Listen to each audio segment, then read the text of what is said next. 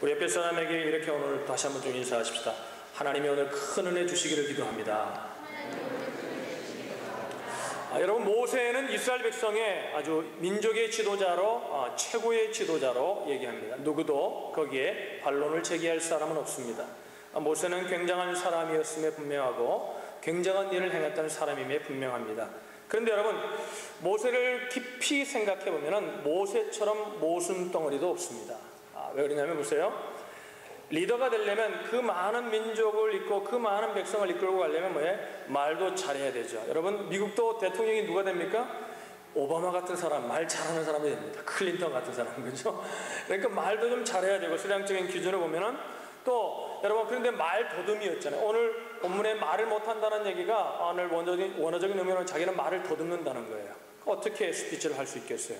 그러니까 여러분, 모순덩어리죠. 리더가 될 만한 결격 사유가 있는 사람이죠. 또 주목이 가까운 사람이었어요. 리더라면 이성적이어야 하거든요. 가슴은 뜨겁지만 머리는 냉철하게 판단할 수 있어야 되는데 그는 어떤 일이 생기면 주목이 먼저 나가는, 그래서 애굽 사람을 때려 죽이기도 했던 전적이 있는 그런 사람입니다. 또 그는 하나님이 부르셨을 때 하나님 나는 못해요, 하나님 나는 안 해요, 뭐예요?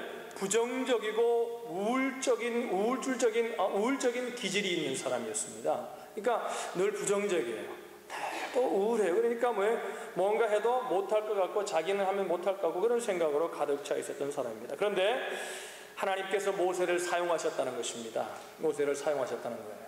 여러분, 여기서 우리가 중요한 인사이트를 가져야 됩니다. 무엇이냐면 은사보다도 우리는 어떤 스펙이 있는가, 어떤 능력이 있는가 그런 걸 자꾸 따지는데, 은사보다 중요한 것, 능력보다 더 중요한 것은 무엇이냐면 하나님께 쓰임받는 것이라는 것입니다.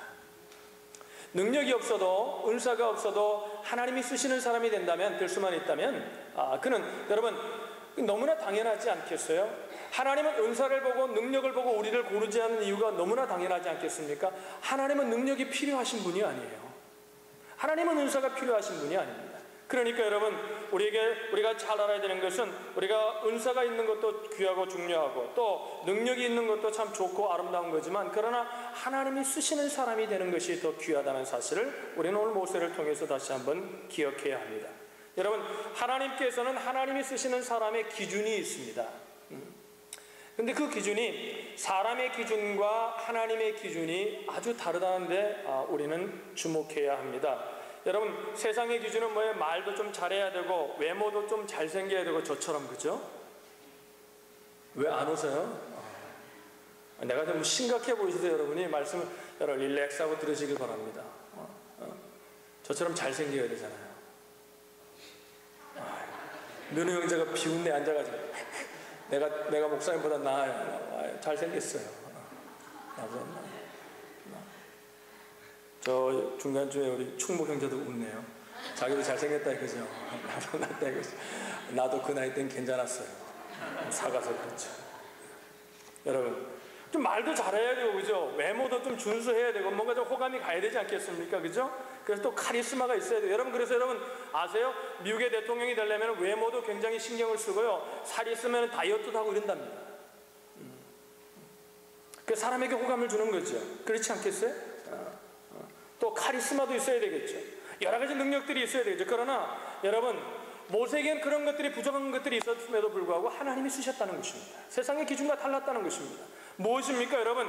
그러니까 자기 멋대로의 기준을 버리고 하나님은 어떤 사람을 쓰냐면 하나님의 기준에 맞추려고 하는 사람, 하나님께 집중하고 있는 사람, 이런 사람들을 하나님은 찾고 계시다는 거죠.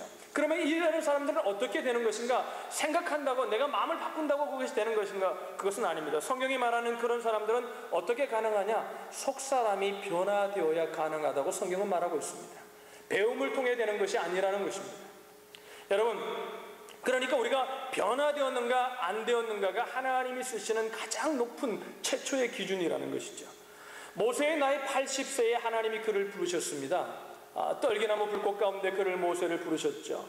여러분, 이런 생각이 들지 않으세요? 그럼 우리 이런 생각을 해요. 왜 모세를 불렀는가? 사람들은 애굽의 궁전에 있을 때가 아니라 왜 광야에 있을 때 부르셨는가? 여러 가지 자꾸 장소적인 개념을 생각합니다. 환경적인 개념을 생각합니다. 여러분, 그렇지 않아요. 하나님은 애굽의 궁전에 있어도 변화되어 있는 사람이면, 내적인 변화가 있는 사람이면 하나님을 쓰십니다. 믿으시면 아멘.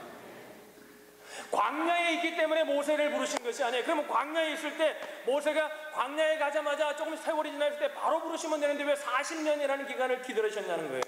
그가 내적으로 변화되기를 하나님은 기다려 오셨다는 것입니다. 장소적인 변화가 그를 부른 것이 아니라, 환경적인 변화가 그를 부른 것이 아니라 내적인 변화가 그를 하나님의 콜링 가운데 응답하게 하셨다는 거죠. 여러분, 40년의 광야 생활 가운데 장인 이드로의 집에서 처가살이하면서 양떼를 치면서 그는 하나님의 인도를 받는 법들을 배우기 시작합니다.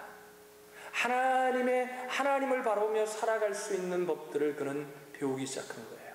그래서 하나님의 기준을 따라 살 수 있는 능력들이 생겨나기 시작하자 하나님 그를 부르셨다는 것입니다. 한번 우리 따라할 거예요. 중요한 것은 껍데기의 변화가 아니라 속사람이 변하는 것이다. 할렐루야. 제가 목회하면서요, 깨닫는 것 중에 하나가 뭐냐면, 그렇게 오래 다니고 교회를 오래 다녔는데도 하나님이 쓰시는데 불편해하는 사람이 있는가면요, 어떤 사람은 금방 예수 믿었는데 하나님이 참 쓰시기에 편하고 하나님이 쓰시는 사람들이 있는 것을 봅니다. 그 왜 그럴까요? 세월이 중요한 게 아닙니다.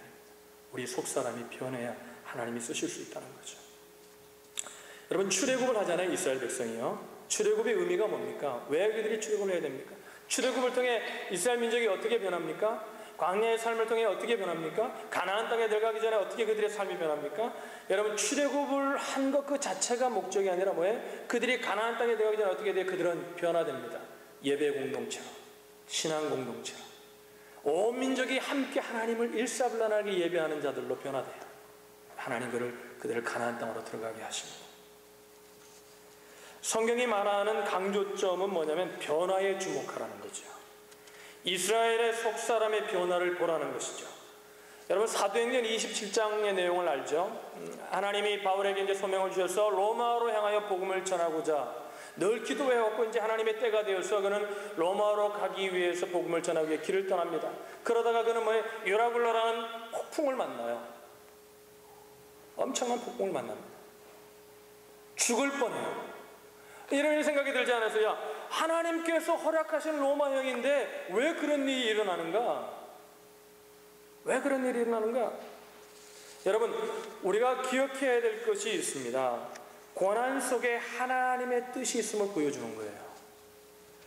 바울은 혼자 로마의 길을 떠나는데 유라굴라라는 폭풍을 만나면서 그 배에 탔던 사람들이 바울과 함께 하시는 하나님을 경험해요. 그리고 나중에 바울은 혼자 로마로 가는 게 아니라 275명이라는 사람들과 함께 로마로 들어가게 돼요. 그래서 그럼 바울이 복음을 전할 때 보면 어때요? 바울의 행적을 연구해보면 어때요? 바울이 복음을 전할 로마에 바울을 도와주는 로마인들이 생겨 있었어요, 벌써.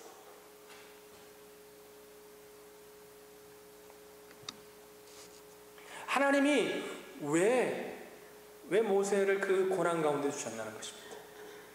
그를 변화시키고 또 하나님의 뜻이 있었다는 거죠. 사울에게 다윗이 늘 쫓기잖아요. 왕이 된다고 그랬는데 왕이 되기는커녕 맨날 쫓겨다니고 죽을 고비를 넘기고 삽니다. 그러다가 여러분, 아둘람 굴에서 목숨을 염려하면서 피해 있을 때, 여러분, 그 아둘람 굴에 그 피해 다니면서 그 처절한 삶을 살 때 여러분 어떤 일이 일어나요?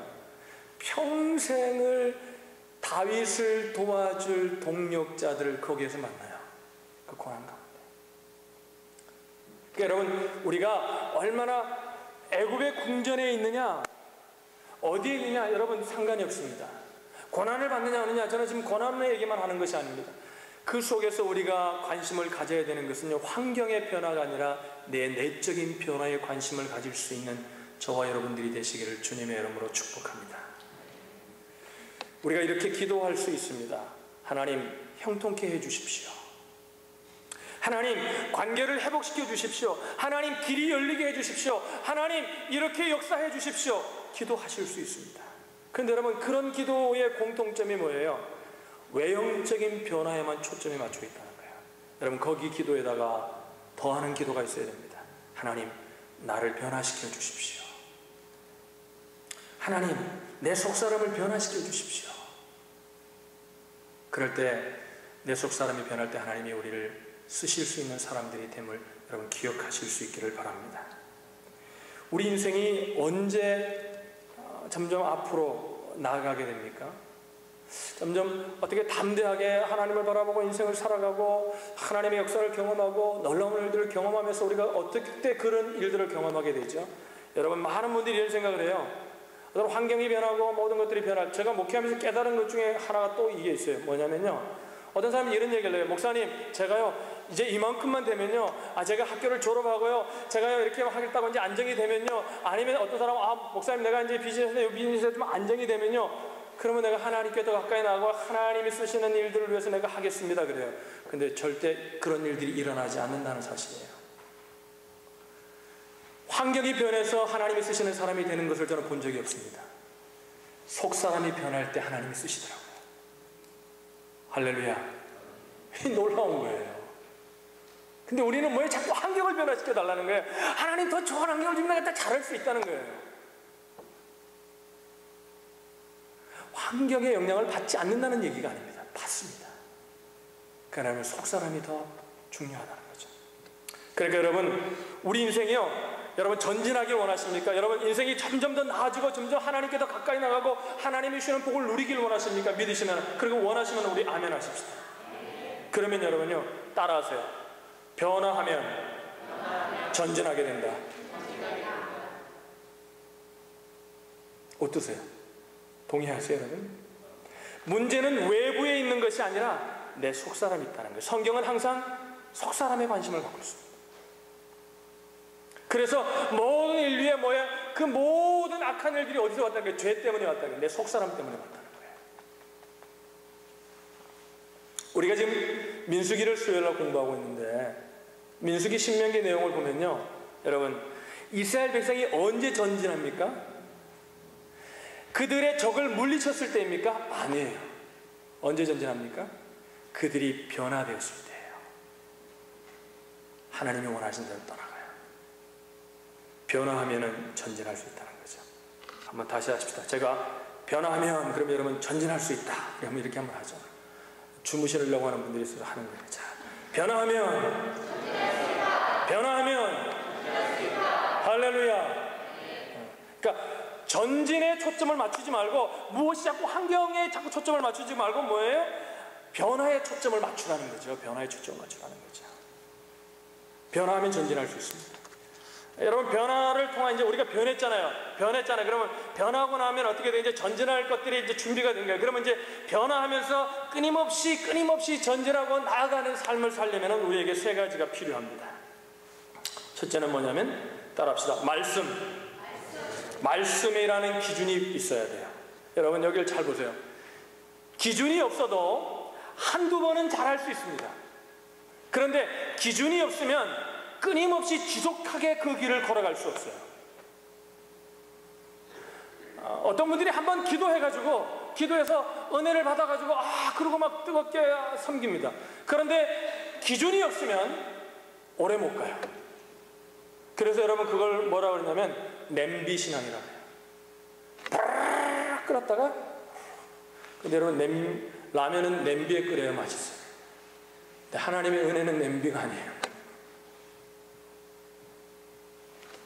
그러니까 여러분, 말씀으로 무장해야 되고요, 원리로 무장해야 돼요. 삶이 항상 어떤 눈에 보이는 것을 따라가는 게 아니라 원리를 붙들고 살아야 되는 거예요. 항상 말씀이라는 원리를 붙들고, 이게 원칙이거든요. 말씀이라는 건 원칙이에요. 여러분, 하나님은 우리에게 어떤 잡을 잡아라, 너 여기 가서 살아라, 이렇게 해라 저렇게 해라 가르쳐 줄 때문에 대부분은 동으로 가라 서로가 하나님 가르쳐 주지 않았어요. 하나님은 뭐냐, 원칙을 딱 던져주십니다. 원칙을 딱 던져주시고 뭐예요? 우리가 결정하는 다음에 그 결정을 어떻게 해야 돼? 원칙을 가지고 하나님의 말씀을 붙들고 결정하기를 원하죠. 그때 하나님은 당신을 붙드는 걸로 인정하시고 하나님이 함께 해주시는 거예요.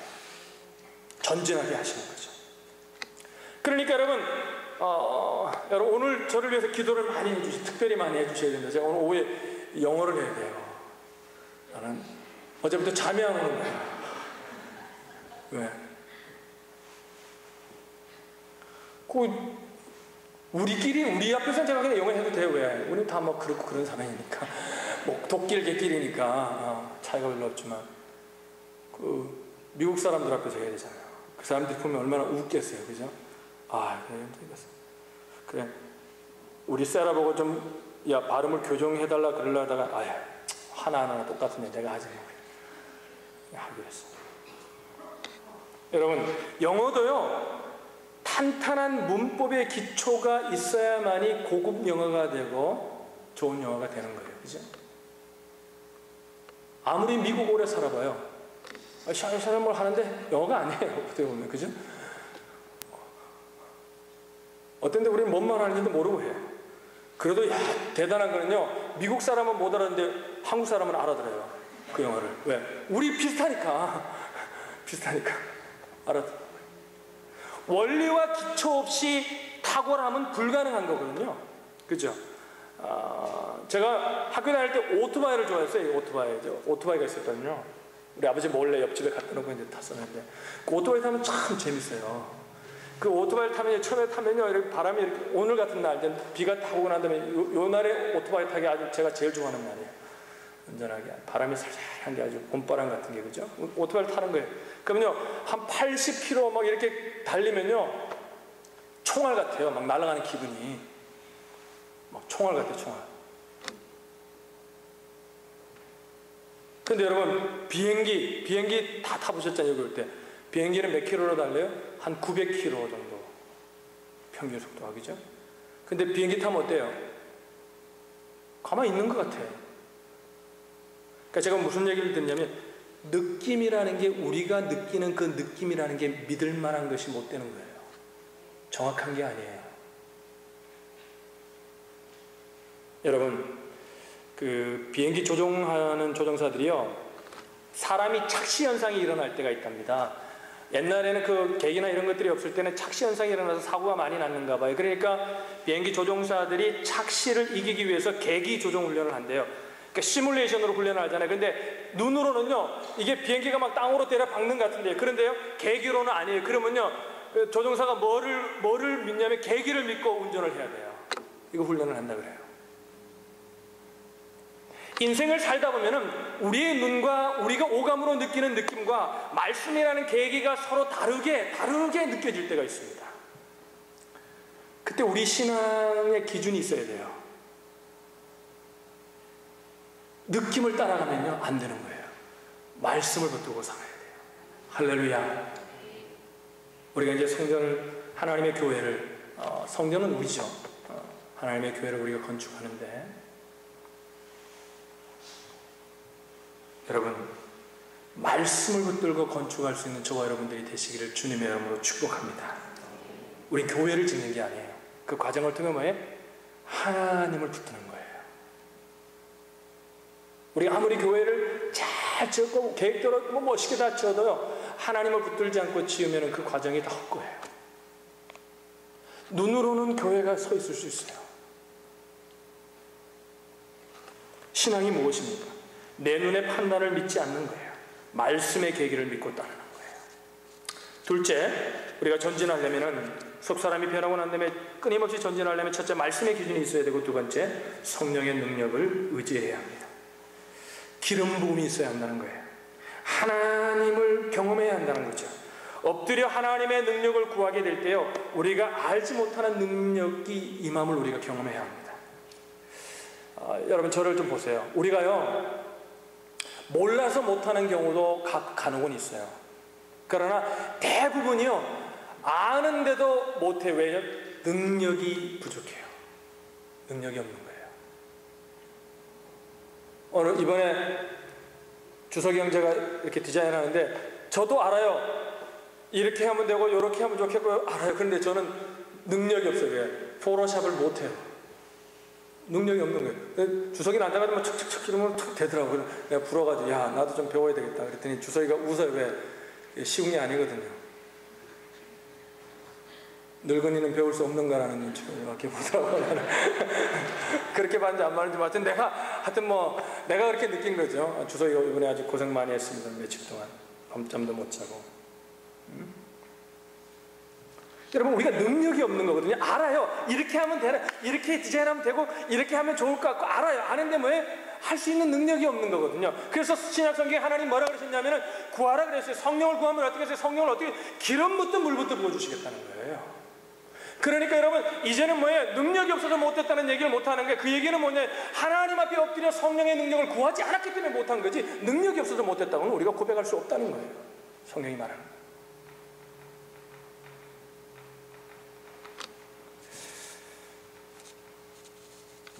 무슨 소리가 나요? 비가 오나요?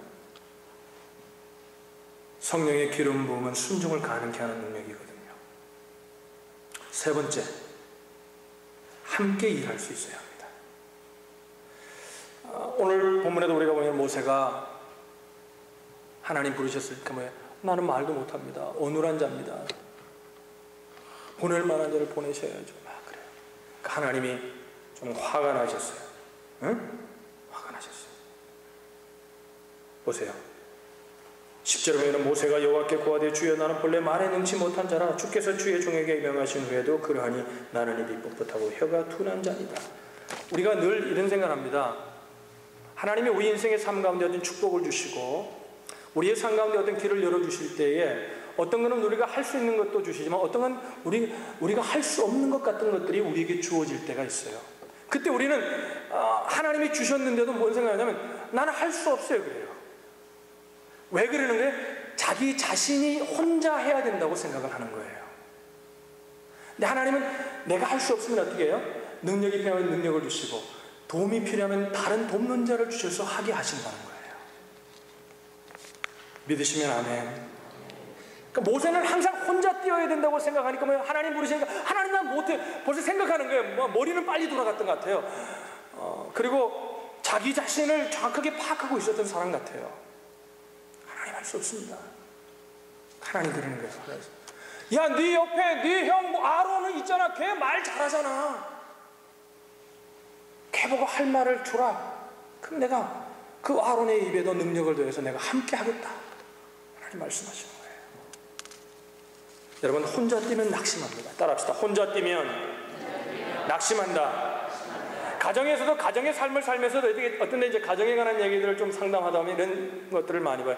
혼자 막 열심히 하는 거예요. 그러니까요, 어떤 경우에는 남편이 열심히 하고 아내가 열심히 하는데, 그러니까 뭐냐면 혼자 하려고 그러니까 그 상대방 배우자는 그냥 바라만 보는 거예요. 왜? 혼자 다 하니까. 그리고 또 혼자 막 하면서 불평불만해요. 내 남편이 이렇고 아내가 이렇고 막.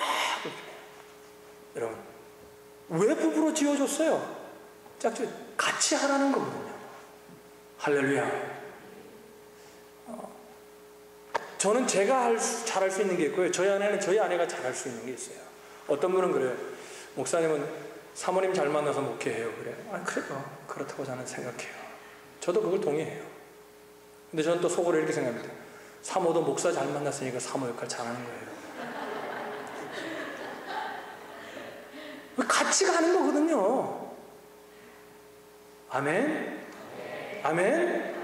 여러분, 우리가 교회를 짓는데 우리가 함께 해야 됩니다. 오늘 그래서 왜 이제 비가 올 수도 있어요. 그런데 여러분, 비가 온다고 우리가 중단할 수 없어요. 어떤 분은 비가 오면은 다음 주로 미루면 어떠냐? 그럴 수 없어요. 비가 와도 해야 되는 거예요. 비가 온다고 우리가 못할 이유가 없잖아요.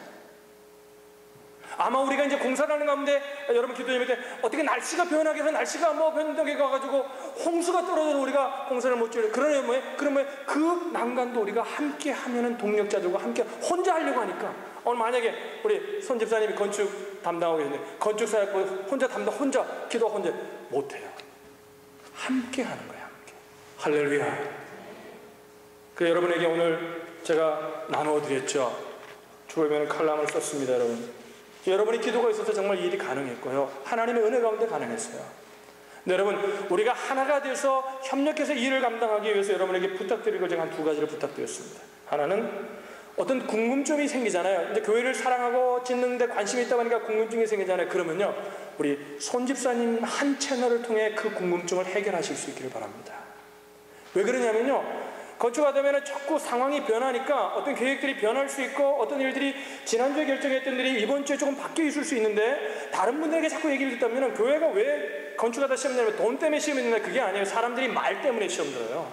항상 사단이 말을 만들거든요. 여러 가지 말들을 만들거든요. 우리가 협력하기 위해서 가장 중요한 게 뭐냐면은 우리가 해야 될 말을 누구에게 해야 되고 어떤 말을 해야 되는 것을 우리가 기억해야 합니다. 저한테도 묻지 마시고 저도 잘 몰라요. 우리 손 집사님 한 채널을 통해 물으시면 좋겠고요. 하나는 두 번째 뭐예요? 333 기도를 꼭 해주세요. 여러분의 기도가 정말 필요합니다. 이게 협력해야 가능한 일이에요. 하루에 3번 333 우리 교회는 오래되신 분들은 알겠지만 이제 오신 지 얼마 전 333 뭐냐면 하루에 3번 33초 동안 기도해 주시는 거예요. 그래서 만약에 시간을 정하고 기도하기 어려우시면요, 식사하실 때 아침, 점심, 저녁 드실 때요, 식사 기도할 때 교회 건축을 위해서 꼭 기도해 주십시오. 온 가족이 식당에 앉았을 때 그 기도를 빼지 마시기를 주님의 이름으로 부탁드립니다. 할렐루야. 하나님이 놀라운 일을 행하실 줄로 믿습니다. 혼자 뛰면 낙심하는 거거든요. 엘리야가요, 갈멜산에서요 혼자 뛰다가 큰 놀라운 능력을 행하고 나니 어떻게 해요? 낙심했어요. 그리고 도망가가지고 로뎀 나무 밑에 앉아서 하나님 나를 죽여주십시오. 혼자 뛰면 낙심하는 거거든요. 옆에 사람에게 우리 이렇게 한번 얘기하고 고백하면 좋겠습니다. 당신은 나의 동력자입니다. 당신은 나의 가족입니다. 네, 우리의 가족입니다. 말씀을 마치겠습니다. 외형적인 변화보다 내적인 변화에 더 마음을 쓰십시오. 그리고 말씀의 기준을 굳게 붙드십시오. 그리고 성령의 능력을 사모하십시오. 그리고 함께 일하는, 함께 동력할 수 있는 능력들이 여러분 가운데 있기를, 저와 가운데 있기를 주님의 이름으로 축복합니다. 기도하겠습니다.